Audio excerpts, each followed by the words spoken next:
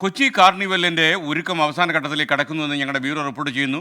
കുസാറ്റിലെ അപകടത്തിന്റെ പശ്ചാത്തലത്തിൽ പഴുതടച്ച സുരക്ഷയാണ് ഇപ്പോൾ ഒരുക്കിയിരിക്കുന്നത്. കഴിഞ്ഞ തവണ പുതുവർഷ ആഘോഷത്തിൽ തിക്കിലും തിരക്കിലും പെട്ട് 120ഓളം ആളുകളെ ആശുപത്രിയിൽ പ്രവേശിപ്പിച്ച കാര്യം പ്രേക്ഷകർ ഓർമ്മിക്കുന്നുണ്ടല്ലോ.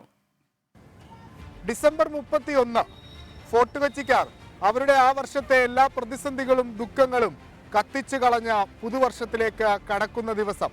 1985 ഫോർട്ട് കൊച്ചിയിൽ നിന്നുള്ള 3 യുവാക്കൾ, അവരുടെ പേരിങ്ങനെയാണ്: ആനന്ദ് ഫെലിക്സ് കറിയ, ജോർജ് അഗസ്റ്റിൻ, അനൂപ് ആന്റണീസ് കറിയ. ഈ 3 പേരുമാണ് കൊച്ചിൻ കാർണിവലിന്റെ ശില്പികൾ.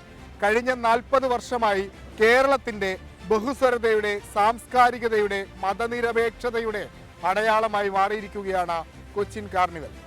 ചരിത്രമുറങ്ങുന്ന പരേഡ് ഗ്രൗണ്ടിലാണ് പാപ്പാഞ്ഞിയെ കത്തിക്കുക. പരമാവധി ഉൾക്കൊള്ളാവുന്ന ആളുകളുടെ എണ്ണം 25,000. പക്ഷേ കഴിഞ്ഞ തവണ ഇങ്ങോട്ടേക്ക് എത്തിയത് 2.5 ലക്ഷം പേരാണ്. തിക്കും തിരക്കിലും പെട്ട 120ഓളം പേർക്ക് ദേഹാസ്വാസ്ഥ്യം അനുഭവപ്പെട്ടു. തലനാരിഴക്കാണ് വൻ ദുരന്തം ഒഴിവായത്. ഇത്തവണ കാർണിവലിലെത്തുന്ന ആളുകൾക്ക് സഹായകരമാകുന്നതിന് വേണ്ടി ഒരു സമഗ്ര മാപ്പ് പുറത്തിറക്കാനാണ് ജില്ലാ ഭരണകൂടത്തിന്റെ തീരുമാനം. ശുചിമുറികൾ, പോലീസ് ഉദ്യോഗസ്ഥരുടെ ഫോൺ നമ്പറുകൾ, പ്രധാന ഹെൽപ്പ് ഡെസ്കുകളെല്ലാം ഈ മാപ്പിൽ ഉണ്ടാകും. അതുകൊണ്ട് തന്നെ കാർണിവലിലെത്തുന്ന ആളുകൾ ഈ മാപ്പ് കൈവശം വെക്കുന്നത് ആശയക്കുഴപ്പം ഒഴിവാക്കാൻ സഹായിക്കും.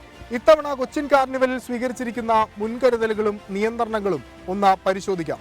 5 ലക്ഷം അധികം ആളുകൾ പരേഡ് ഗ്രൗണ്ടിലേക്ക് എത്തുമെന്നാണ് പോലീസിന്റെ വിലയിരുത്തൽ.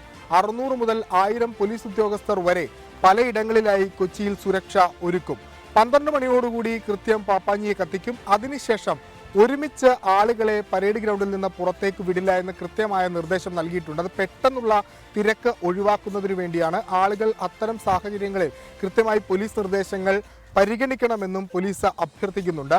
പ്രത്യേകമായി ജങ്കാർ സർവീസുകളും അതോടൊപ്പം ബസ് സർവീസുകളും ഏർപ്പെടുത്തിയിട്ടുണ്ട്. ശുചിമുറികൾ ഉൾപ്പെടെ ഹെൽപ്പ് ഡെസ്കുകളും പ്രത്യേക മെഡിക്കൽ ക്ലിനിക്കുകളും ഈ പ്രദേശത്ത് വിവിധ ഇടങ്ങളിലായി സജ്ജീകരിക്കാനാണ് ജില്ലാ ഭരണകൂടം നിർദ്ദേശം നൽകിയിരിക്കുന്നത്.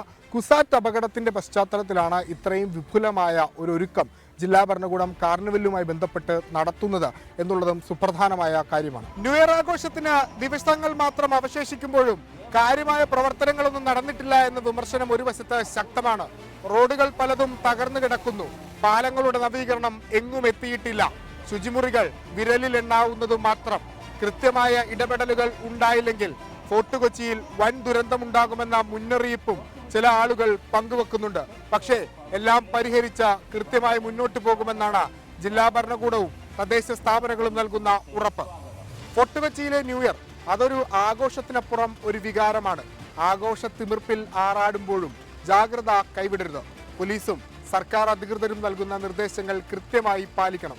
അപ്പോൾ മാത്രമേ ഹാപ്പി ന്യൂ ഇയർ ആയി മാറുകയുള്ളൂ.